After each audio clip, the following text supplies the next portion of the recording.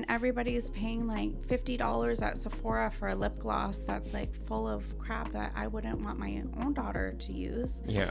That's equivalent to what's basically out there for vulva care. Hey everyone, thanks for tuning in to this episode of Mission Critical. Make sure to hit like below and subscribe for more updates from our show. Let's get into it. Carinne, how are you? It's so nice to see you, chat in person, meet in person. How are you? I'm so good, Lance. Thanks so much for having me here today. I'm so excited for our chat because I think we've like kind of known each other informally, and we've had an interview before, but never kind of like in a podcast format and never in like an in-person format. So, and I've just been following your business journey for a number of years and just seeing the impact that you have in the community and with everything that you're doing. And it's so great. We need more businesses like yours. I appreciate that. It's really seems full circle. Yeah. So from 5 years ago when we were working on our documentary and we had that chat about that, and just so much has happened. The world's changed so much. So I think it's really interesting to just be in business in general right now. And the world continues to change on an hourly basis, it seems like these Basically. days. Just to set the context and set the scene, are you able to just introduce yourself and your company in just like a one-sentence elevator pitch? Oh, gosh. That's always tough for me. Well, my name's Carinne Chambers-Saini. I'm the CEO and founder of Diva, makers of the Diva Cup, which is our flagship product that changed the world over the last 25 years. Founded with my mother, Francine. That's not the whole elevator pitch, but it's so hard to put everything. But what we do is we stand for menstrual equity, making women and menstruators' lives easier with our life-changing menstrual products. And now we'll be talking later on about some other things that we're doing. So we're really excited.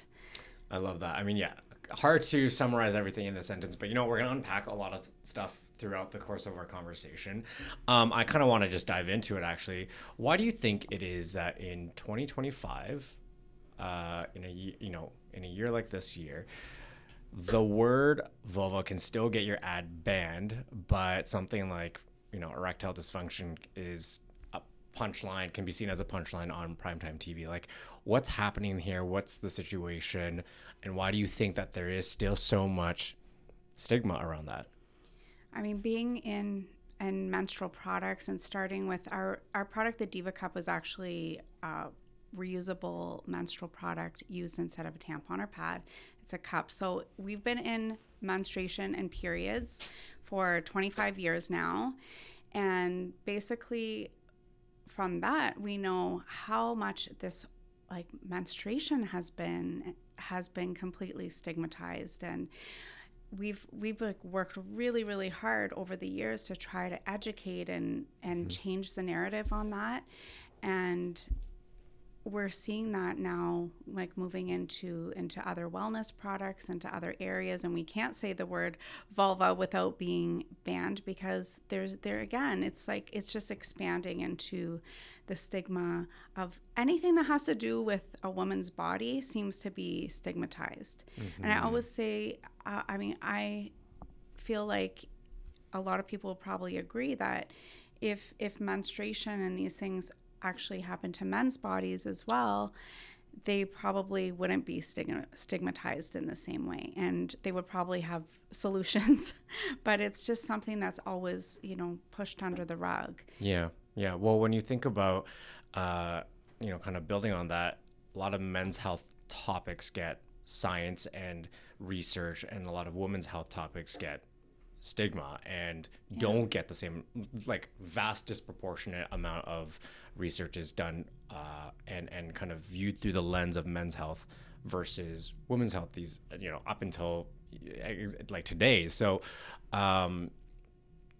do you think that that's because men's bodies are not politicized in the same way that women's bodies are, or where do you think that is kind of the root and the foundation, that from your perspective as a business owner? I mean, it's definitely a piece of it, absolutely. And I think when we look at history, women have, and their bodies have always been kind of viewed as less than and dirty, and even around the world there's still a lot of cultures that don't allow a menstruating woman to go into a holy place or to prepare food in the kitchen. And so it's like so deep rooted into cultures around the world, and we just are still working on it. We're still trying to break that down and really empower women and all those who bleed. We like to talk about obviously being inclusive to not all those who menstruate identify as female. So when I say women, I also want to include those who don't identify or non-binary, that have vulvas, have vaginas, and we're able to say those words freely. And I think that's a lot of the education that we've tried to do around Diva, is just being right out there and saying, yes, here's a cup, it's for your menstrual blood goes in it, and it goes inside your vagina, and it now, and then the vulva, like, we're trying to teach women the vulva is a separate part than the vagina, and teaching that basic anatomy isn't even really known. Right. And even from doctors, like, going way back when we were first doing medical trade shows and meeting doctors, a lot of doctors were like, well, isn't that gonna fill with urine? Like, they don't even understand the basic anatomy. I'm not even kidding. That is not an exaggeration.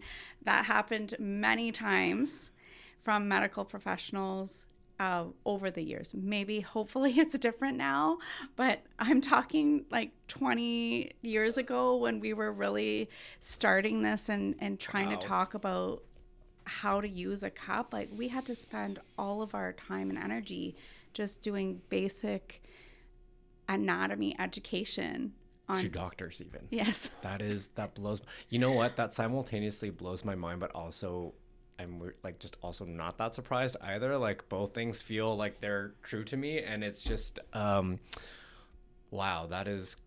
So you've been on a journey as a business owner then. Yeah.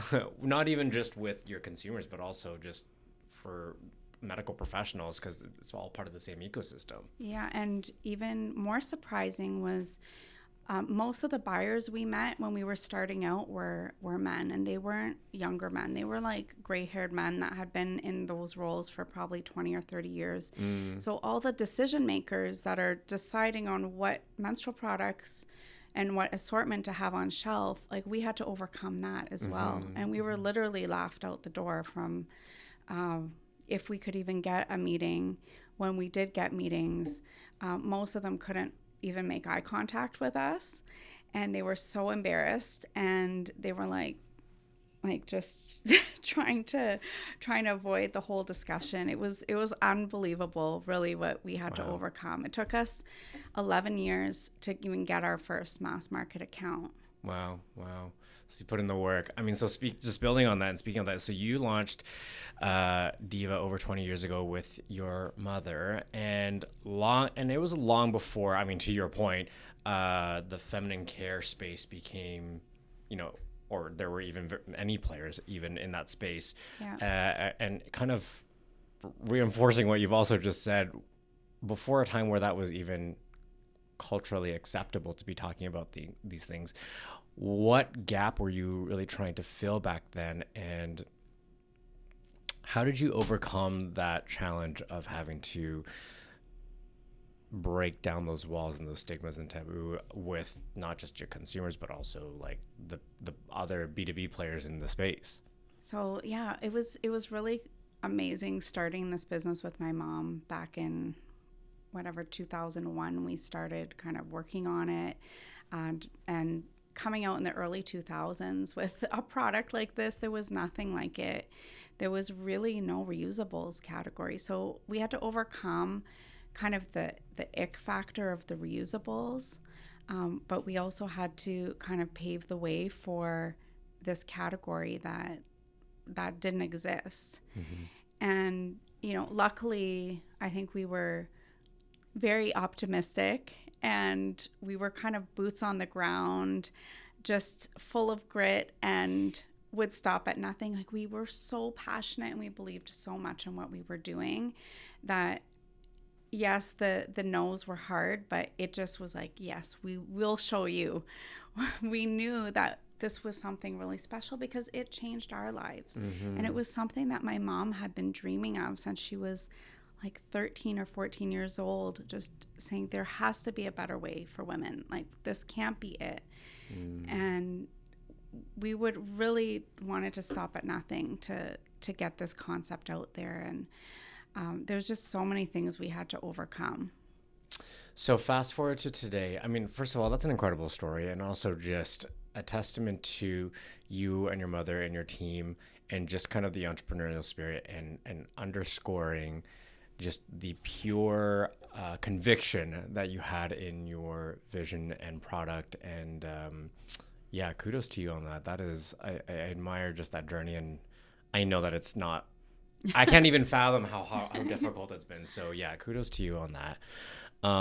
So fast forward to today, you recently entered a new chapter in the business, expanding into vulva care. What problem are you solving today in that area that is still being ignored, and why was that an area that you felt needed to be, explored and entered into? I think the journey into vulva care really, it's the next evolution that just makes sense for our brand and what we stand for. And I wish we could have done it sooner, but I will say that because we were a very scrappy kind of self-funded company all along, we didn't have big budgets to just scale up with, big teams, big marketing budgets. And it was challenging, and we had a huge thing to overcome in the marketplace with even just the acceptance of the cups. But we have had this vision, and actually after my mother retired about 6-7 years ago, my husband came into the company, and we were working together to strategize, okay, what's the next step for Diva? What can we build on, and really looking at our customers' needs and seeing that we have so many women coming to us telling us all their personal details because of their experience with the cups, and saying, well, I have dryness, I have this, I have that, and how can we support them through these different cycles and be their cycle care partner. And that just kind of sparked the idea that we just needed to build and take the same values that we held so closely with through Diva into this next chapter, and really identify that there's a need. Women aren't really able to talk about it. Most of the products on the market are full of parabens and toxic chemicals and endocrine disruptors. And again, another opportunity for us to continue our mission with breaking down stigmas and taboos, and talking about and prioritizing women's self-care. Yeah. Incredible journey. What do you think, because there is such an educational component, obviously, with like men for 100%, but also, like, did you find that there was a barrier along your business journey in terms of educating women about your product, and how did you kind of approach that and overcome that, especially with your flagship product?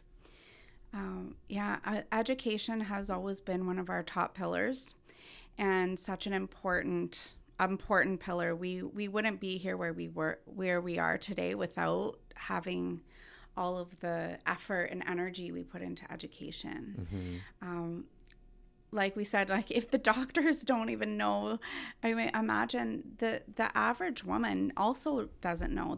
We were getting those same questions, and we realized early on that it was very important to invest in education and invest in having proper consumer care and consumer support. So we actually have evolved that into our consumer experience team, which is a very key part of Diva, where they're now expanded from before we had any social media, was mostly email and phone, and now they're also on TikTok and on Instagram and all the different channels, communicating with customers and having conversations, because that's really what we want. We want to have more conversations about their bodies, help them get used to and comfort with the products and enjoy the benefits of the products as well. But that piece is just, the education piece continues to evolve and grow, and I think will always be a key pillar for Diva. What's like the most common, or one of the most common questions that you're getting about, whether it's your flagship product or anything kind of like orbiting around that? What's something, or let's say like, what's a misconception that people still have about that space? I think a general misconception with reusables in general is that they're messy and they're gross and it's gonna leak everywhere and I'm gonna have this big mess, and there's a huge fear around that. And the interesting thing is that most people, once they switch to a cup and once they kind of overcome actually understanding how it works and how to use it, whether it be the cups, the disc, the underwear, it's actually cleaner and there's less odor and it's more comfortable and there's more freedom. Like, they can carry through their day. So that's the message that we continue to push, because I still talk to so many women like, everybody uses them now, but I don't know. I don't know if it's going to work for me. I don't think it's for me. I was like, well, you don't know until you've tried. Yeah. But there's still that hesitation. I think we're always going to have that thing to overcome. Well, and this goes back to your point around education and also just like normalizing conversation, because the more that people can talk about it, the more that they can, discuss it with their friends or their peers or whatever it might be, the less foreign or scary or unfamiliar might feel to someone, and then the more willing they might be to have an open mind and try something different. Absolutely. You don't know if you don't know what you don't know, I guess, right? I know. Yeah. I know. That's why we did the documentary too. Like, that was probably at that time, there was probably other things we maybe should have been focusing on, but that was something that was a risk that we took, that we felt that story needed to be told. And it's still, everything in that documentary is still relevant today. The stories, it's called Pandora's Box, Lifting the Lid on Menstruation. You can now watch it for free on YouTube if anybody wants to watch it, but it's incredible. It covers the stories across 4 continents, multiple continents and 4 or 5 countries, about these stories, like real life stories of how these things just have blocked women from being able to live their life, from being seen as part of society, from all of these things. So education, I mean, we already talked about it, but it just continues to be such an important aspect. Yeah. I mean, on that same topic, if we're talking about stuff like censorship, your products are often flagged or suppressed on social media because of the stigma, the taboo around it, or just whatever kind of flags that a social media platform might have. What impact do you think that has on access to education and health resources, and just the overall dialogue and the normalization of these conversations? I think it actually has a pretty big impact, because it's just like, we're trying to be inclusive in representation in media now. And if we're not, across genders and race, but if we're not being inclusive across women's issues and women's products that they need for sensitive products for the vulva or for menstrual products, then we're back in the same boat. And what we're finding is it's actually very difficult when things are getting blocked and we're trying to support our retail business, because the retailers are saying, well, that's like propagating them to even care less about this category, because they're saying, well, you're not showing me the results. And we're like, well, we're trying, but they're blocking the ads. So it's like a cycle. But I think from even all of my experience in sales, a lot of the retailers are still at the place where they see this as an emerging category, but they're still hesitant because they don't really understand the full value and importance yet, because the numbers don't match, for example, shaving cream. For example, like when you look at the reusable menstrual category and the intimate skin category compared to any other category in the drugstore, it's like a fraction of the size.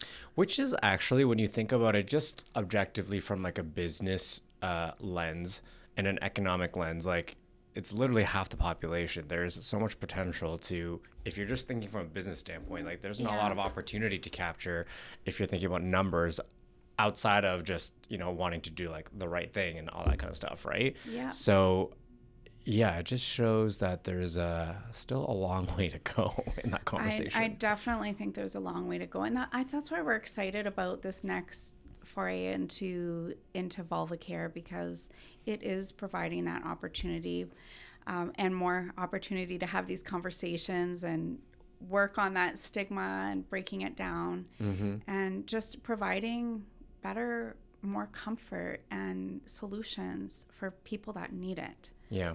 Like that 1 in 4 women suffer with vaginal dryness and itch. That's 25% of the women's all women, not even the menstrual category. And this line is also designed to help them through different stages. So they may not need menstrual products anymore, but they can still use the other Diva products. And Diva's become a brand that people trust, and they expect only the best from us, and we will only give them the best. Yeah. In my peer group, what I'm noticing amongst a lot of my like women friends is a larger discussion and more frequent discussion around menopause, but also perimenopause. That's like something that has come up quite frequently in a lot of peer groups. But that conversation still feels fragmented. It still feels like there's a lot of like confusion and like a lot of unknown, a lot of like question marks around it still. Yeah, absolutely. What do you think is missing in how we talk about midlife women's health? Because a lot of my friends that are experiencing perimenopause are like, what even is this, and how is this even happening? And I did not realize that this was a thing, and life's unfair, you know? I know. Well, I mean, I am now in that life phase myself. So this has been really interesting, going from like, I was like 25 when we started Diva, or not even. And now I was like 23. So I'm coming up there now, but I'm going through all these different phases and there was a lot of things that were happening to my body. I didn't understand what was happening. And what was interesting is that through this process,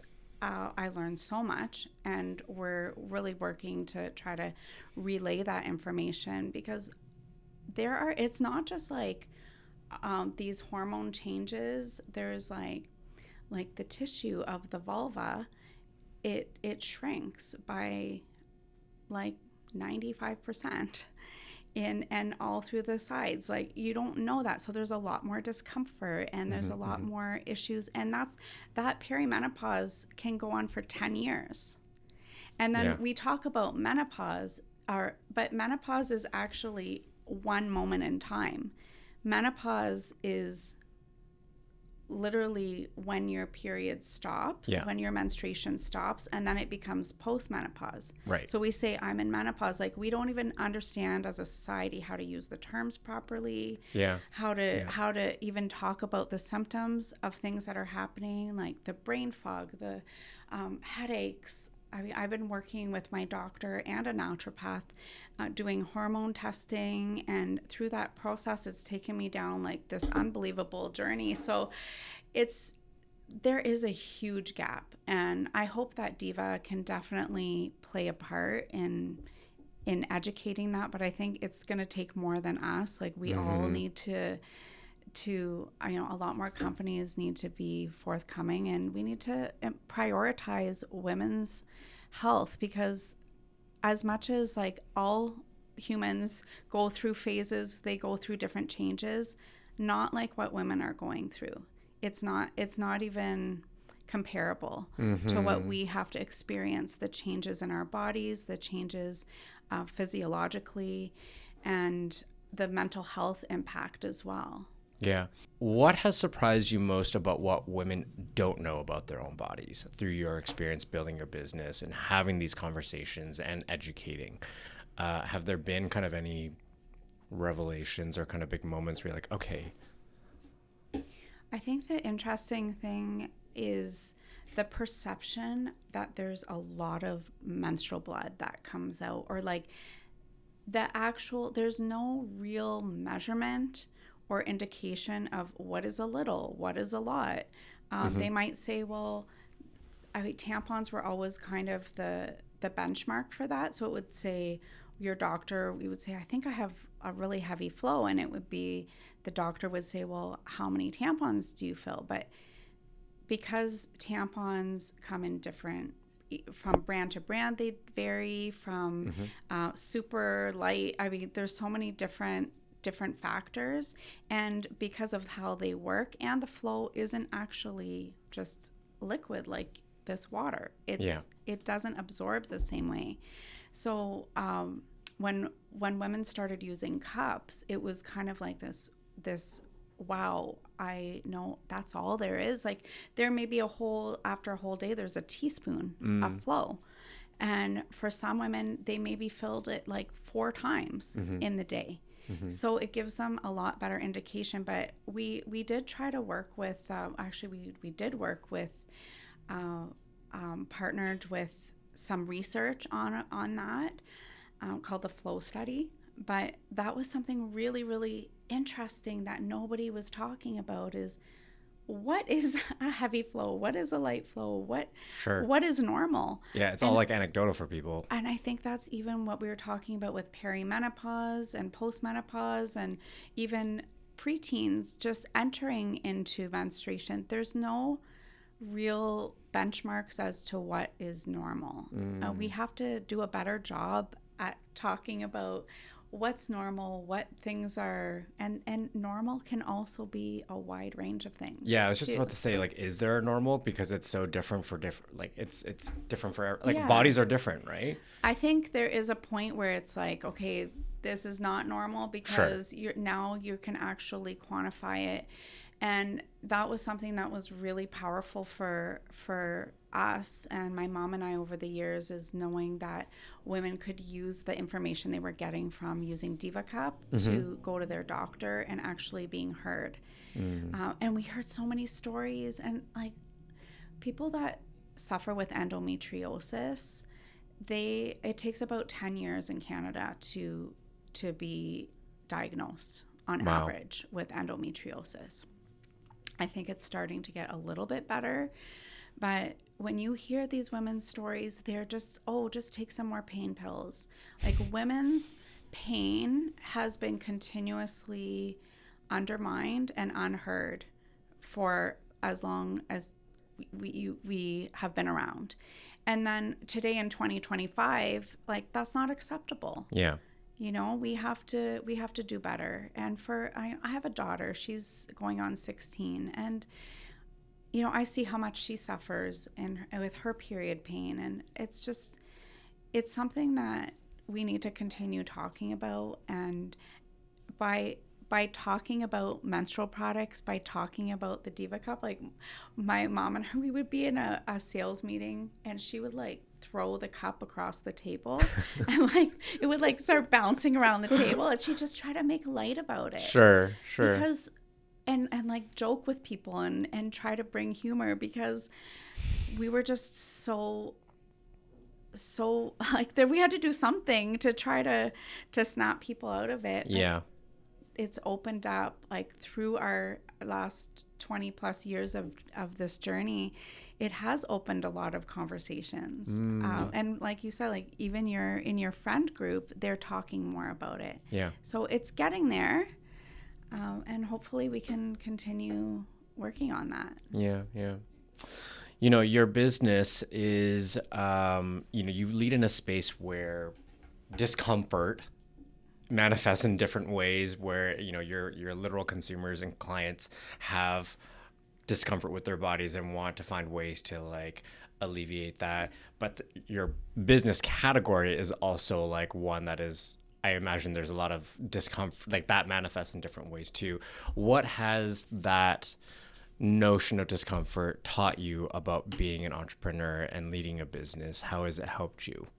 I think it's definitely a unique challenge. We've always known that we're different. We're not marketing food products here or something that is just easy to accept. We knew we were always up a lot of hurdles. But what I do really appreciate about our journey is that it has turned it into an opportunity.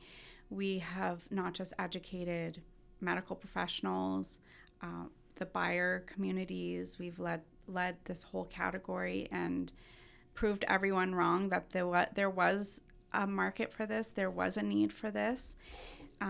We've changed people's lives who've used our products over the years. And we've also incorporated it into our workplace, where we've created paid menstrual leave and paid menopause leave as well, for recognizing that our team do have needs, and it should be recognized that they need more time off. Yeah.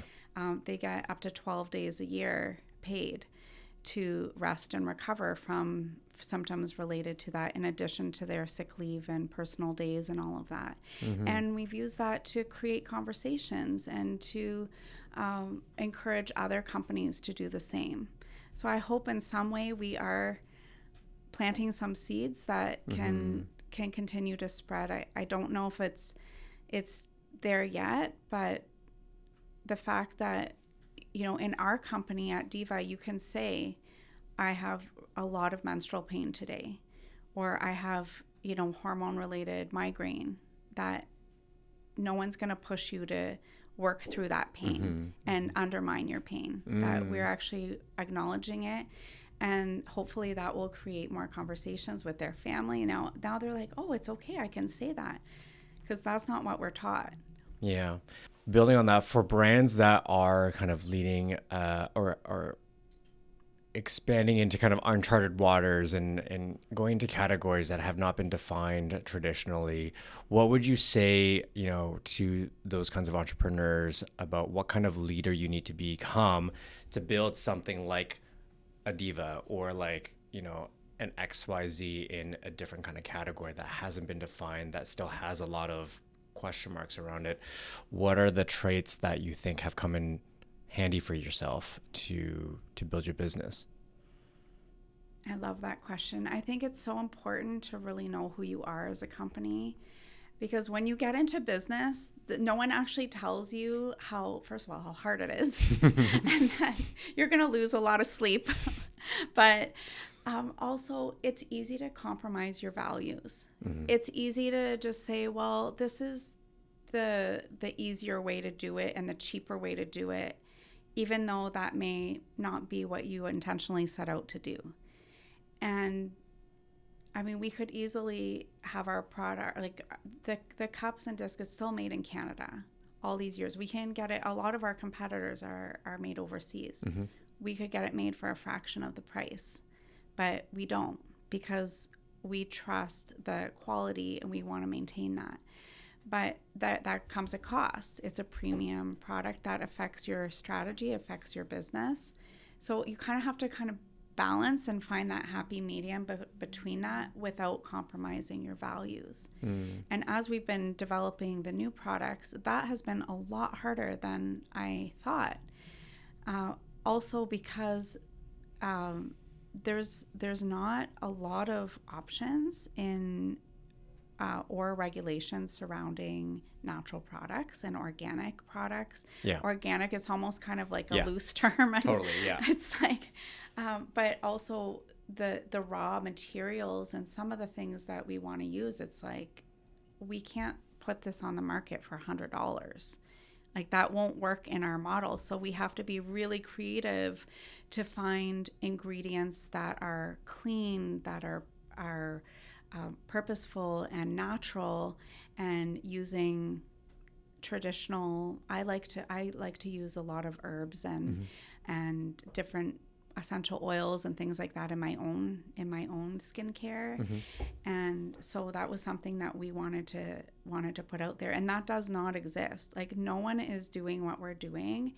And even when we developed with the new vulva care line, we have our proprietary blend, what we call V-Biome, which is a proprietary blend of prebiotics and probiotics that help support the microbiome. I mean, like we're coming up with products that actually are doing something. I hate these products on the market that are just like, oh, let's just add all these fragrance and it looks really pretty, and everybody's paying like $50 at Sephora for a lip gloss that's like full of crap that I wouldn't want my own daughter to use. Yeah.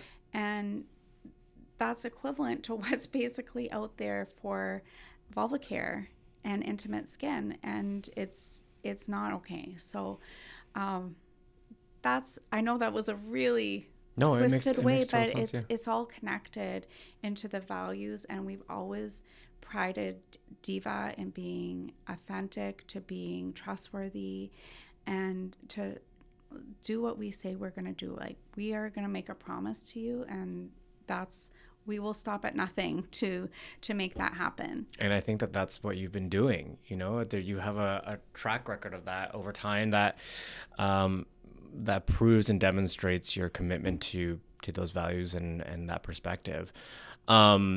So just as a last question here, when you think about legacy, what do you hope Diva and kind of your leadership, where do you think that will stand from 20 years from now? Where you know, you've had about 20 years of the business, and so where do you think the next 20 years will go? I mean, I'm really proud of what we've achieved so far and the legacy we've already created. It also comes with like a lot of responsibility, because we want to continue that legacy, and for, you know, my children and for the world. I mean, we're going into, like we talked about briefly before we started on camera, that there's a lot going on in the world right now. It's very stressful. It feels like doom and gloom every single day. And, you know, we have to stay strong, and we have to come together. And as a business leader, my call out is to everybody to also just stay optimistic. We are going to go through a lot more change and a lot more things that are being turned upside down, but it's ultimately, if we all come together, it's going to be for the better. Things are like, hopefully these toxic ingredients are going to be banned, and it's going to be the norm to have organic food practices and to have better sourcing for our food. Like I just went through a lot of personal health issues myself, and as much as I take care of myself and I do all those things, and it's made me think about, you know what, we need to do more. And so I definitely think the legacy is just continue what we've done and try to encourage others to do the same. Yeah, I love that. Thank you so much for this wonderful chat. I think it's so important what you're doing as a company, and, you know, it manifests in everyday conversations with, you know, even the ones that I have with my friends and peers over, you know, a glass of wine and stuff. And it's just, there's such a big picture around it too. So, and continues, you know, this conversation continues to be one that is super important, and there needs to be a lot more progress made. And I think, you know, Diva's doing, has become a reason why there's been a lot of progress in that space. So Thank you for that. Yeah. Well, thank you for having me. I really enjoyed hanging out with you today. Yeah. Oh, thank you so much, Carinne. Okay, thanks, Liz. Hey everyone, thanks for listening to this episode of Mission Critical. If you enjoyed our discussion, make sure to hit like below and subscribe for more updates from our show. Until next time, stay sharp, stay curious, and go make something happen. We'll see you on the next episode.